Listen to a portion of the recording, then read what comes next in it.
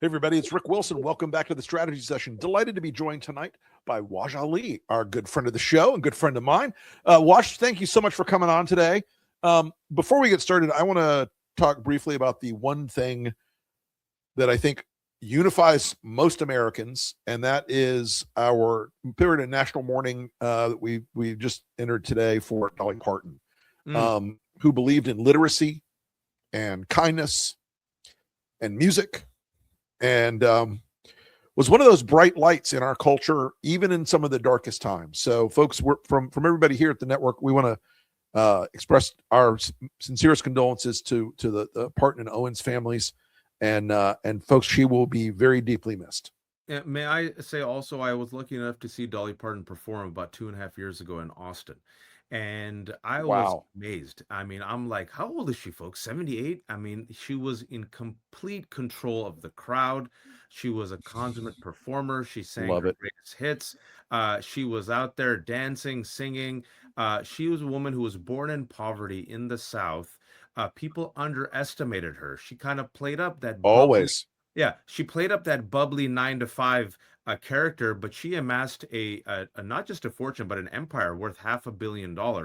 And furthermore, in addition to using that wealth for good, like you said, for education and literacy, she gave out more than 300 million books. And during this once in a lifetime pandemic, while right wingers promoted Yep. vaccine hesitancy as they were getting vaccinated and protecting their children, Mm-hmm. remember that Dolly Parton gave $1 million for research, and then, like a halal Right. guinea pig, to increase vaccination, took a video of herself getting vaccinated. So she Yep. saved lives.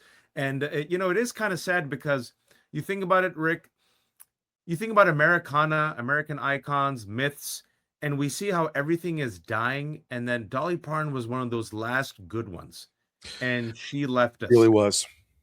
She really was. And folks, we again once again, there is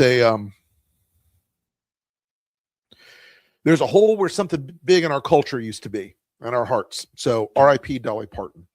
Um, Also, maybe we should switch to something more terrifying. Mm. Um, the director of the CIA today flew out of Riga, Latvia, on a U.S. Air Force C-17 to Moscow. He raced through the streets in an armed-up motorcade, met with Vladimir Putin, and was gone within 2 hours. Waj, this is because, as we've all talked about, Russia, World War III has started in Europe. We're just not admitting it to ourselves yet. It's not evenly distributed. They're running sabotage operations in Britain and Germany and France. They're running operations to infiltrate Latvia, Lithuania, and Estonia. They're threatening the Finnish border. Ratliff, who is seemingly now a hawk on this, will probably have all his good work overturned by Trump in the next 24 hours. But man, it certainly strikes me that this is not a normal thing to have happen. I'm so glad you're leading with this because this should be leading news. Why the hell is our director of national intelligence quietly, without any fanfare, meeting a brutal anti-American dictator who has invaded Ukraine and, like you said, is saber rattling with our allies, including there's one big country that you forgot, Poland. And furthermore, we had reports, remember, that I think CNN was the only, there was only one brief mention on CNN last year because it was mentioned in Russia, where they were openly talking about how Russia, China, and the United States of America under Trump, Xi Mm-hmm. Jinping, and Putin would literally carve up the Yep. different spheres of influence. Yep. So America gets Canada and Greenland, Russia gets the North, China gets the South. And I think the reason why this is happening is Donald Trump is dying. This Yeah. man, Oh, he is. before he dies, he's like, I want it all. And he is just going all in, getting as much as he can. They're raping our data, they're raping our water, they're raping our children, they're raping our land, they're raping our wealth. And they're now just completely dispensing with any even performance. They're like, no, we're Right. just going to take it. And they're also fueled in the back end by these techno fascists who have openly, people like Peter Thiel, told you their plot. And by the way, folks, who has groomed JD Vance's career from college to the Peter White House? Thiel, sugar daddy to JD Vance from the time he was in school. And Um, who 8 days ago, was it 8 or 9 days ago, JD Vance, as the dollar has depreciated, folks, thanks to Donald Trump's dumbass destructive trade war, and thanks to the destructive Iran war, who kind of welcomed the devaluing of the dollar and kind of Yeah, opened or teased the fact that the dollar should be removed as the global reserve currency. Rick? that would be JD Vance. And You who know, does that benefit? How much in crypto the do you best have? scenario, in the best case scenario, John Ratliff went to Moscow and told Putin, cut it the fuck out. But Putin knows that the director of the CIA is not in charge. He knows that Donald Trump is in charge. So he's going to call up and say, Donald, you're a tall and handsome and beautiful man. I love to see your handsome masculine figure every day. And Trump's going to go, I love him. He's so good to me. John Ratliff, I don't know him. He's a coffee boy, an intern. He barely worked here. No one knows him. He may be deep state. I was signal chatting with somebody who's a former senior German government official. And she and I worked together for years and years and years and years and years on projects. And she's a little older than me, retired now. And she's just like, we'll never admit we're at war until they roll tanks.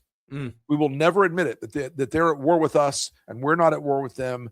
And our guilt from 1945 is still so heavy on us that we won't even defend ourselves against a war by Russia.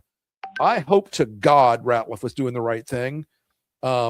He's not. But I have no faith in any member of his administration when it comes to life or death things, especially regarding Russia. I just don't. Can I connect the dots real quick? Yeah. Because people might be like, well, Waj, you and Rick, I don't know, you might sound conspiratorial. We have the Epstein files where Jeffrey Epstein and Peter Thiel are openly talking about the collapse of the post-World War II democratic order, where they and how to collapse it, not just observing, but planning. And who did Jeffrey Epstein want to have a meeting with? Who was he enamored with? Putin.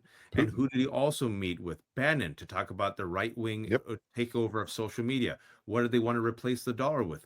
Crypto, right? Deregulation, no oversight, no accountability. Who did Donald Trump openly welcome? Putin and his interference in the 2016 election. Now I want you all just to pay attention to what happened in the past week. Last week, because time is a flat circle, everything seems like it's like 30 years. Time is a flat circle, man.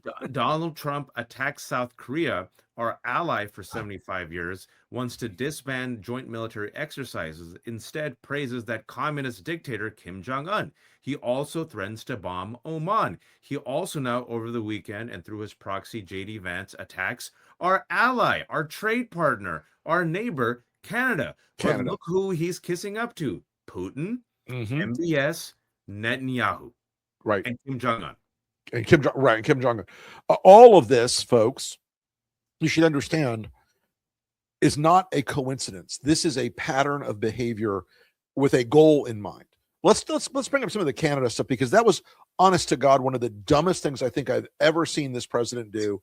And one of the reasons he hates Mark Carney is because Mark Carney is orders of magnitude smarter than Donald Trump. Mark Carney is a very, very brilliant guy. And he is running circles around Trump on this trade stuff. That's right. And he's got Trump, frankly, in a degree of pain that Trump won't admit. So he's doing like jerk off stuff like, we're going to name Ontario Lake America. As I mentioned to the Canadians, you should just rename it Lake Epstein if he wants to play those games, But yeah, I mean, cutting off our biggest trading partner in the world that 11 or 12 states depend on, including several states like Maine, Michigan, Alaska, that depend on trade with Canada for their economic prosperity. Brilliant move, Donald. Brilliant move. It's why yesterday J.D. Vance was doing a rally in Maine, Waj, and Susan Collins was somewhere like in Hawaii or something. She got the hell out of Dodge. It was like her busy schedule made sure she was 1,000 miles away. Yeah, Peter Thiel's gimp, J.D. Vance, then goes and mocks Canada from Maine yesterday. And Canada's like, all right, bring it on. And look, folks, what we're witnessing, and I said this yesterday, because I don't think people are realizing it. Excuse me, 2 days ago, I said our enemies, and this includes Putin. Putin is the enemy of America, lest you all forget. Could not have dreamt of a better self-destructive, sabotaging agent than Donald Trump. Look what he's 100%, done, man. folks. He is destroying our economy. He has embroiled us in this unwinnable illegal war with Iran. JP Morgan just came out and said there'll be food shortages in 2027. Even if the war ends, gas prices are high. Stupid, dumbass trade war, tariffs that we've paid for. Now he's alienating our allies, South Korea, which, by the way, folks, has plants in the United States of America, right? So also Right. our economic partner, pissing off Canada, has RFK, the man who has no gag reflex because he just picks up dead animals off the street Right. and eats it, gutted the FDA, gutted the CDC. Some other news from today: 2 people dead in Pennsylvania due to measles. Measles. At least 7 reported deaths from this parasite that is causing explosive diarrhea. Which Shit lettuce is our new national spirit animal, apparently. Yeah, well, And Russian RFK roulette. this weekend was at an event saying the cure for measles is chicken soup. No, motherfucker, the cure for measles is vaccinating yourself against measles. Dude, I mean, we can't eat lettuce, we can't eat alfalfa sprouts, we can't eat blueberries, we can't strawberries, eat blueberries. Oh no, popsicles, eye drops. I mean, when you and I were growing up, Russian roulette was played with a gun. Now it's just right. 2 dudes with like a leaf of lettuce. Whoever, Right. It's like, hey, I'm going to get a bag loses. lettuce from the store, a bag salad from the store. How do you think it's going to go? Well, it could kill you. But look, it's like, in all seriousness, Rick, you're seeing it all. It's like Jenga, right? The game of Jenga. You remove enough pieces. You remove enough pieces. What eventually happens? The collapse. And we're witnessing the collapse of America. And we did it to ourselves, Rick. We did it to ourselves. Dude, 100% we did it to ourselves. We chose this path. And look, folks, one thing to take heart from today's Ipsos poll has Trump with strong approval among 13%. Wow. 13% strong approval now. He is now under 30. 28, 29 is his overall, and 13% is his strong. Folks, that is worse than Jimmy Carter in his darkest days. That is worse than George Bush just after Katrina by a long shot. It is, these polls are absolutely devastating. The support for the Iran war is down to 31%, which is exactly the number where it was when we went out of Vietnam in 1974. And how'd that work out for us? And interestingly, Waj, even these people, even the slow learners are learning, because the group that's dropping fastest on the Iran war are Republicans. There you go. They're the ones who are like finally getting it. Like, this isn't your father's Gulf incursion. This isn't Kuwait where he drove Saddam out and left. And as I like to say to people, like, to put it in context, even my old boss, Dick Cheney, was like, yeah, we're not going to a shooting war with Iran. That's a bad idea. We're not going to go shooting war with Iran. That's a bad idea. There were always a few people that wanted to do it, just John Boltons of the world, a few, whatevers. Even Dick Cheney didn't want to go to war with Iran, folks. Figure it out. This is a disaster piled on a disaster. And for all of you who look at the Iranian regime and say, wow, they violate the shit out of human rights every day, and they do. Every day Trump keeps this up, gives them more power for longer. Don't you think? I mean, he put them in charge now for 50 more years. I mean, look, let's just look at facts. What you said is, in the past 47 years, Democratic and Republican presidents had the opportunity to engage in a war with Iran. Each one of them said no. Correct. Even George W. Bush, who goes, I'm going to be a dumbass and invade Iraq and Afghanistan. But even Iran, even I know, no dumbass does that, right? Donald Trump is the only president to join Netanyahu in this illegal, unwinnable war. The Strait of Hormuz was open. Now it's closed. We have now energy shortages, food shortages, gas shortages. Also, fertilizer, sulfur. We killed the older, dying Khamenei, replaced him with the younger, now more militant Khamenei. Iran now is using its economic leverage, has emerged stronger. The regime is stronger. And now people, because of everything we've already mentioned, are moving away from America as an ally and going towards Russia and China and making side deals with Iran. And look, China buys 80% of Iran's oil, folks. And you know what? Those tankers are getting out. And we're not stopping them. Those tankers are getting out, and the U.S. forces are not stopping them. And Because Trump, when he said the other day, we're going to have an economic D-Day against Iran, and any country that does business with them will be punished, except, of course, Russia and China. They're okay. They're going to be fine. But yeah, I had a friend of mine reach out to me a couple weeks ago, and she's Persian, and her family came here post 1979 initially, and then she and her parents got out in the mid 90s, early 90s. And she said to me, she says, my cousins and I, we talk and talk and talk. She goes, and they wanted what they wanted, their generation wanted was a Louis Vuitton in Tehran and a Dior in Tehran. And they wanted Western music and culture in Tehran. And now they're going to go back to the Middle Ages because these people have been handed the one thing they needed, which was evidence that the great Satan was going to attack them. And they killed, and the United States of America double tapped a school full of kids, faulty AI, killing 175 girls, radicalizing an entire nation. Folks, look, in my lifetime, I've never seen this before. From the get-go, this war with Iran, look, throughout my life, Rick, America has always embraced bombing brown and Muslim people. But from the get-go, people are like, I think this is a bad idea. Now this is nearly an 80-20 issue against Trump. When you look at AI data centers, 80-20 issue. 80-20. You look at the handling of Epstein files, 80-20 issue. 80-20. If you look at economy, inflation, negative double digits. He has approval rating about 32 to 33, right? A little lower than some, but yeah. Yeah, I would think maybe. Who am I? I'm a simple English major. If I'm a Democratic leader or a Democratic strategist, maybe, just maybe, go on full-scale freaking smash mouth offense. And I have to talk to you about this because I didn't. We have Hakeem Jeffries meeting with Jared Kushner in a secret private meeting. Unfucking believable. And I know that was a lot of quid pro quo. And you know, and I know, Jared's like, listen, we know you're all going to win the House and the Senate, despite Donald, my dumbass father. I could be good to you. You'd be good to me. Maybe I scratch your back. Maybe you get your guys to maybe they can have a hearing or two. But, then if you'll do what we want, we'll do an infrastructure bill for your district that will give you this and this. I did a video of it on Monday. I wrote a piece about it. It'll come out for Wednesday. None of this is how a future speaker of the Democratic Party should behave. Nope. You should not have taken the meeting. Nope. He should not have even walked in the room.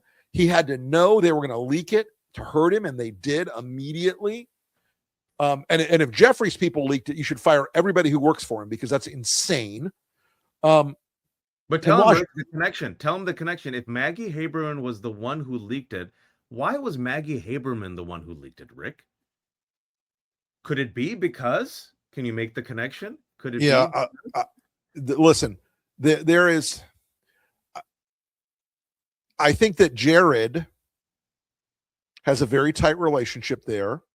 I'm sure that there were people that they are mutually friends with who made the connection between Jeffries, Kushner, and the reporting of it. I think that this entire story was meant to disrupt Jeffries, and he fell for it. He fell for it. I got this is coming out tomorrow. It's and people have been asking me like, Whitney says it just came out. Oh, it just came out. Oh, well, maybe it's coming out today. God bless America. None of this makes any fucking sense politically or ethically or morally, because no Trump emissary is ever a good faith interlocutor. Not a single one of them ever. No matter what they promised Jeffries. And let's just say, okay, let's hypothesize. Let's say Jeffries, I'm just using this as an example, people. Just ride with me. Let's say Jeffries really wanted a infrastructure bill. And they would say, sure, we'll do an infrastructure bill. Awesome.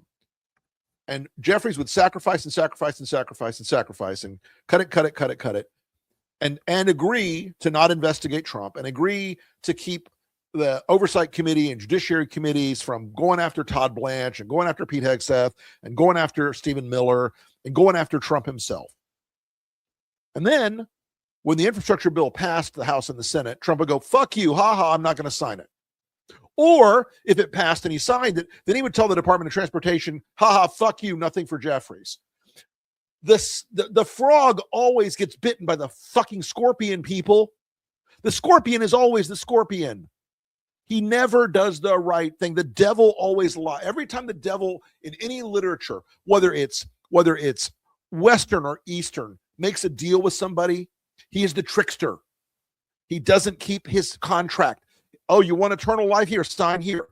Oh, you get to be 200 years old and then you live forever as a miserable old like corpse. Donald Trump is the devil in these things. And as I said yesterday in my video, folks, the only meeting Hakeem Jeffries should be having with a Trump emissary is to negotiate Donald Trump's departure from the White House. There you go. That's it. And that's the only reason you should meet with them. Otherwise, they're going to fuck you, Mr. Speaker to be. And I mean, nothing in this, Waj, nothing about this works politically for the party. You can see the reaction of everybody from progressive to left to center. You know, I'm probably in the center right division criticizing you for doing this, and you're probably in the left or center left or progressive left division. But the disgust for this was across the board. And so he does this video last night. It was very clever on one level. It's like nobody in the Trump cartel gets away with it. But he still didn't address why he took the meeting. He did not. Because saying it was about affordability, get the fuck out of here. The meeting, if it was about affordability, then Kushner should have been meeting right now with Mike Johnson, who is the Speaker of the House, who has train wrecked every fucking thing in the House for months to pass the SAVE Act and to hide the Epstein files. That's the meeting Kushner should have been taking. So that video, he was pissy. You could tell he was mad about it. I'm glad. He should be pissed because that wasn't a video of a man who was like, who was pissed at the people that tricked him. He was pissed at the people who caught him being tricked. Yep. Not cool. And he got exposed. And even when it came to affordability, he gave us no specifics about what he talked about. And right. Why would you talk to Jared Kushner, who's not part of the administration? Right. You want to stop the affordability crisis? Congress has the power in the Constitution, folks, to set tariffs. They allowed Trump, because Mike Johnson just said, okay, boss, to use an emergency provision. Congress could easily declare that emergency provision is not relevant, and they're going to be back in charge of tariff setting. And any tariff that has been set that is not in accordance with a law passed by Congress goes away. That would improve America's economy tomorrow. Well, what did Cornyn say? Remember what Cornyn said? Yep. We can't do. There's not much we can do about it. We can't control him. Not much we can do to rein him in. I'm like, aren't you a senator? Right. You're a U.S. senator. You have a lot you can do to rein him in. You can do a lot to rein him in. You know, if a U.S. senator could say, I'm blue carding every single Trump judicial appointee from here on and holding their nominations. I'm going to freeze every budget item that I can touch from now on. I'm going to make sure that we don't move a single piece of legislation for Pete Hegseth's $1.5 trillion defense budget. At the end of the Cold War, folks, our defense budget was $233 billion. That ain't even in the ballpark of chump change now for what these guys want. And they don't want it for real things to protect us. They want it to like build the Trump battleship. Fuck out of here. Or a surveillance state and give the money to Palantir, or for flock cameras. Right. Because you know that's what makes America. You know how you win over Americans regardless of their political affiliation? You promote surveillance. Oh yeah. People love being monitored 24/7. They love it. It is a gangbusters. It's a winner. Trust me. It's a winner. And if you guys want to really, Republicans, if you're listening to us, Waj and I are going to help you out here, guys. You should also really push data centers. They're so popular. People wake up in the morning and go, why can't I have a data center in my neighborhood?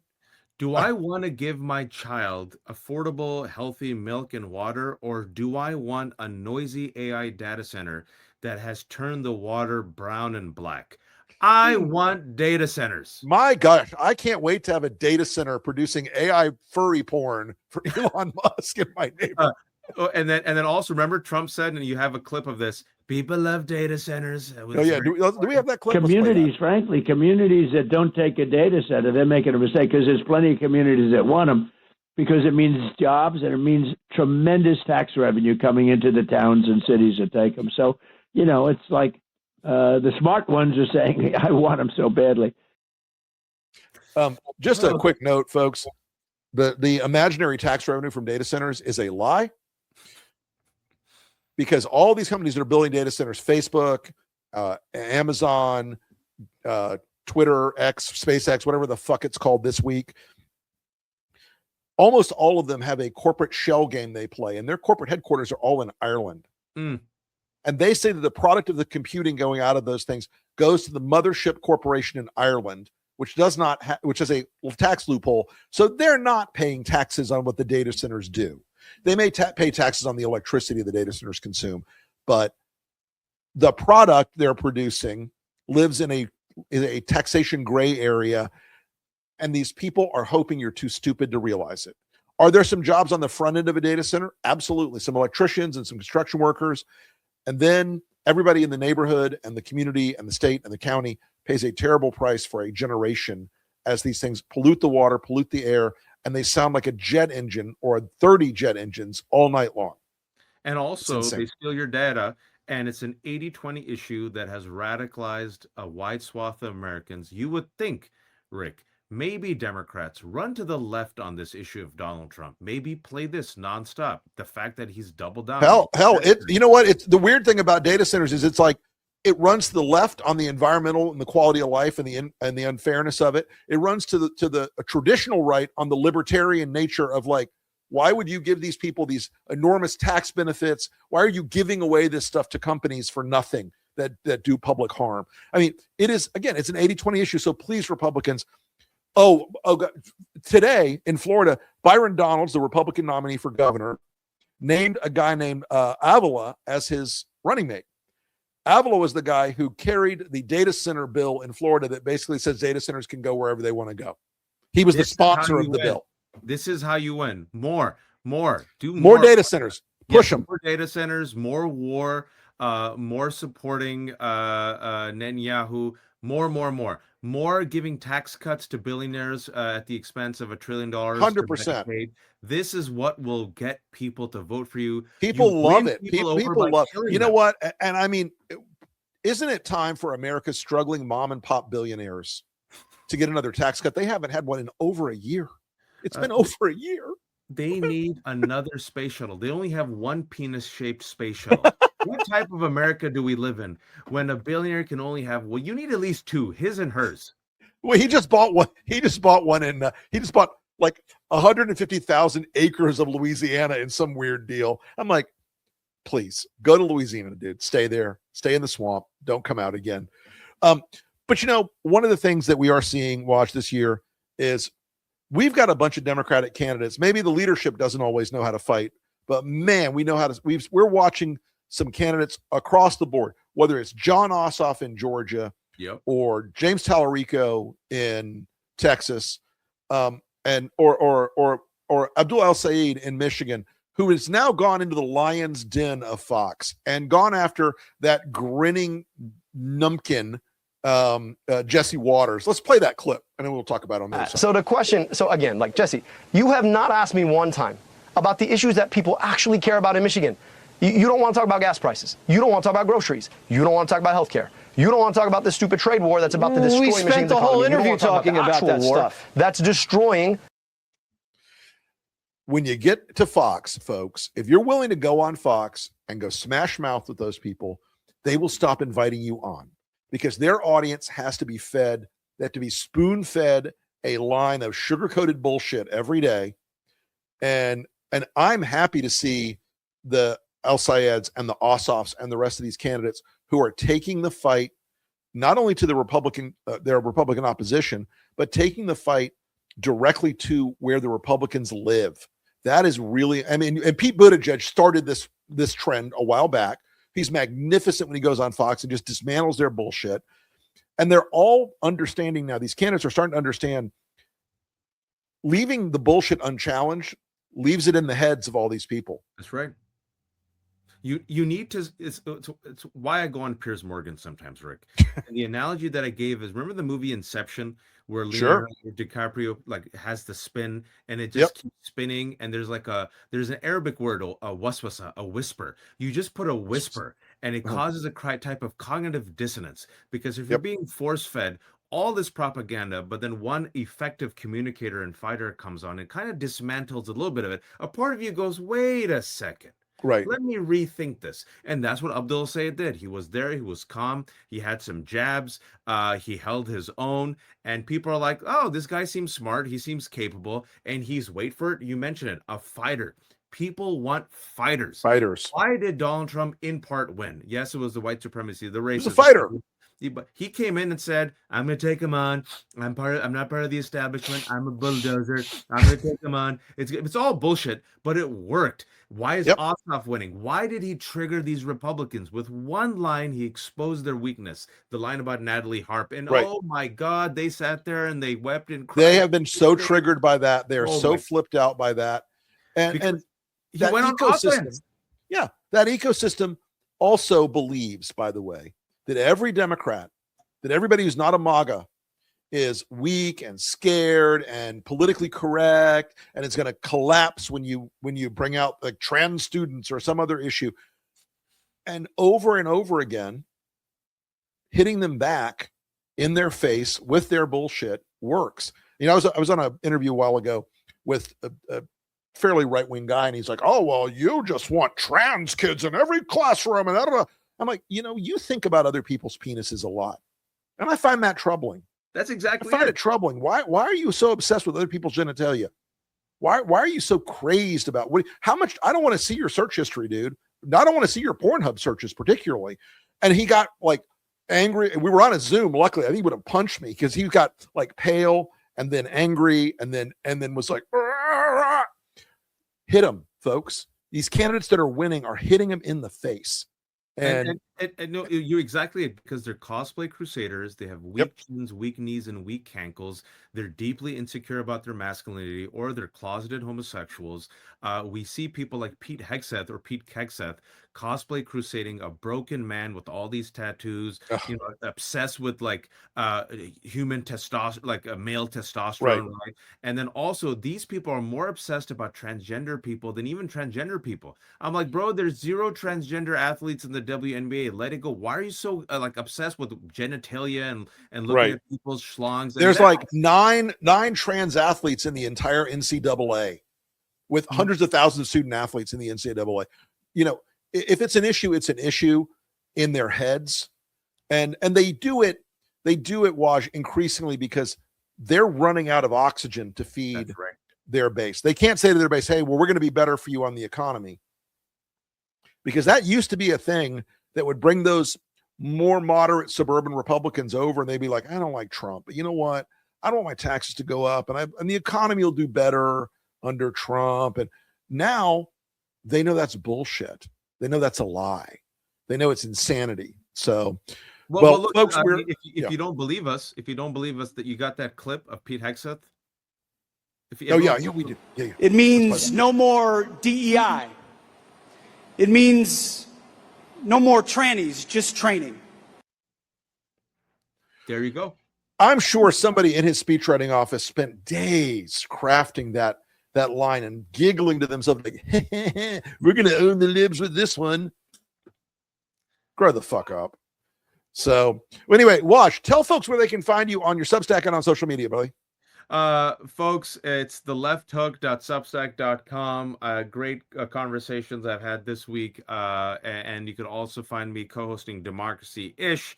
And also you can see me on social media. Like Rick, I go on these hellscape sites to needle and troll the world's worst people. And right now you'll be really pleasantly surprised. And in addition to MAGA, the people who really hate me right now are, wait for it, the Democratic establishment. Oh, they hate me, Rick. And I love it. Good. Listen, I have spent the last decade saying to them, like, here's how the bad guys are going to hit you in the face. And they go, they would never do that. And then they walk away with their face caved in every freaking time. Okay. Not invented here, folks, is not a really wise philosophy to live in your life. So anyway, everybody, thank you so much for watching the strategy session. Thanks to Wajahat Ali for coming on tonight. And you can catch me in the magical list on Tuesdays here on the strategy session, on Thursdays on the breakdown, on Fridays, Elephant in the Room. Also, you can catch me on Fridays with our polling show with my son, Andrew Wilson. We're reconfiguring that a little bit. It's going to be a different vibe going forward. He's almost back from paternity leave where they delivered my first grandson. Congrats. Woo! Wonderful. Got something else to fight for. But we appreciate everybody. And on the weekends, you can catch me with my beautiful wife, Renee, on the Weekend R&R, where we answer viewer questions because we get so damn many of them. We got to have a show to do viewer questions, and we love it. Anyway, thanks, everybody, and we will see you again next time on the strategy session.